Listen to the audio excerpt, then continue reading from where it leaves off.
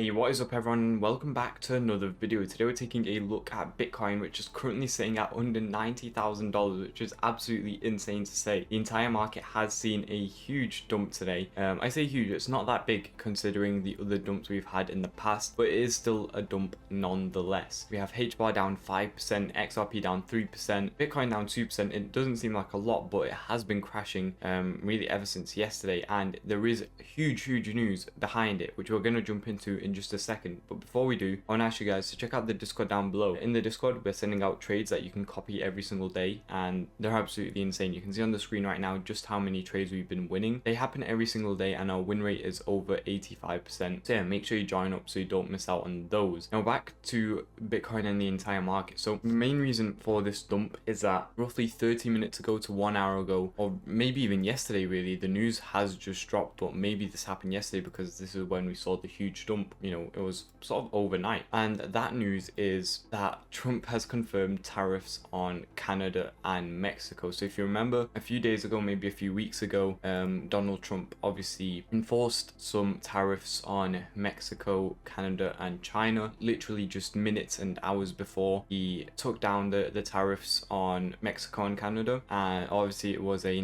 negotiation tactic, you know, to try and scare them and then put them into negotiations, and him being on the right foot didn't seem to work, as now he's had to reinforce those tariffs, and that's why we're seeing the dip. Even during the sort of speculation phase where the tariffs were coming and we were really approaching the deadline, we were seeing a dip in the market. You know, it was somewhere around here early February that we saw that dip. I can't remember the exact date, but it was dipping quite a lot and a lot of people were scared. And then right at, you know, just a few minutes before, he says no tariffs, and then yeah, obviously something has now changed because there are tariffs involved. Again, this isn't a direct reflection of the crypto market. You know, the only reason the crypto market is being affected like this is because the stock market isn't open, and all these larger investors and hedge funds know that when the stock market opens, it's going to be a bloodbath. A lot of momentum stocks are going to be selling off. All major stocks are going to be selling off, and it's probably already happening in the pre-market as this video has gone out. And what those investors do is, instead of just waiting and holding through the red, they'll sell all their, you know, momentum assets or the risk on assets like Bitcoin and other cryptos, because they don't want to hold the red for that much. Instead, they'll sell, hold some cash, maybe buy the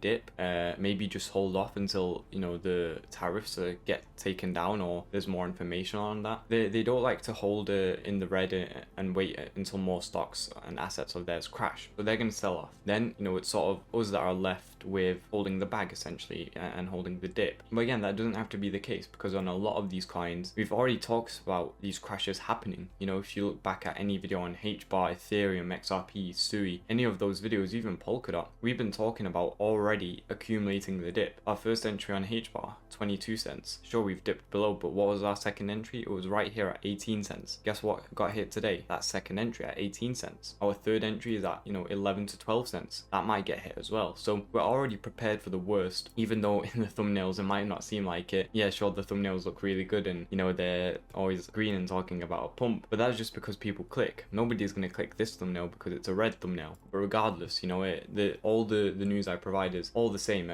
You know, whether we're going to dip or we're going to pump, I always let you know what I'm going to be doing, and usually it's the right thing. So with all my DCA levels, it turns out to be right. With the selling levels, we're going to have to wait and see. You know, in the past, my selling levels have been great. I sold Bitcoin at 105 and 100, so those two levels obviously being the peaks. You know, 100 selling off here, we saw a dump, and then 105 selling off here being near the top. Yes, I still hold some Bitcoin, but I was able to get some cash and some capital to now invest back into, you know, the market when we're at lower levels on a lot of altcoins. So my strategies do usually work really well. And overall, I mean, Ethereum, now it's starting to experience the hack. It was sort of delayed. Obviously altcoins crash a lot more than Bitcoin because of this thing, Bitcoin dominance, and this is peaking a lot, which is quite scary to see. This is the only scary indicator right now on the entire market. We hit already 4.6k in percent. I think that was like 65% or 64% if we take a look here. Yeah, 64.5%. 1%. So now we're at 62, and each 0.1% matters so much on dominance, because the more dominant Bitcoin gets, the less capital is flowing into these altcoins and the less they can thrive. Although Ethereum isn't actually at a very bad level. If we remember, a lot of these hedges, they've been investing into Ethereum at 2.8k as their lowest, absolute lowest entry. Before that was 3.5, 3.3, you know, hugely above where we're at right now. So this is a great level to invest in on Ethereum as well. 2.4k, it's really good. You're getting a much better entry than a lot of these hedge funds did. So yeah, I think it's a great entry. And again, during the hack, we saw a bit of a dump, but right after we saw a pump, which is crazy. Usually we just keep on dumping until there's more news. But yeah, I think now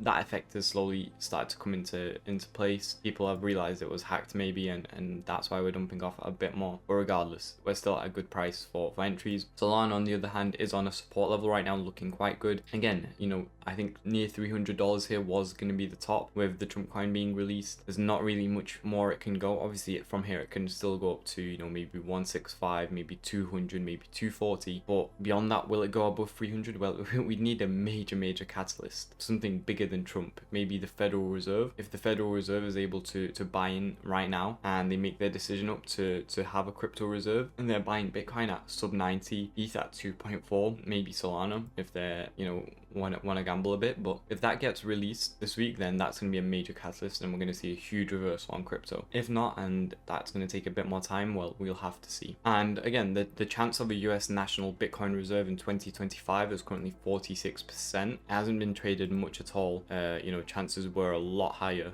but I think it's a bit higher than 46%. Obviously, this is on Polymarket, and it's a gambling site where, you know, it's fully decentralized. People make the percent up as they buy and sell, so it's a lot more likely to happen. But yeah, I think it will happen in 2025. I just think we have to wait for the right time, the right regulations to come into place as well. There is a few moving parts to it. It's not just a snap of the fingers and it happens. So that's what we're going to be waiting for. And when it does happen, it's going to be huge. I don't think people realize how huge it is. The Federal Reserve is, and the reserve overall, is a lot bigger than Trump. So although it might not seem like it because it's not a national figure, I think it's going to be huge for the long term of Bitcoin as well. Now, with the altcoins, you know, they are taking a beating. Polkadot down to $4.30.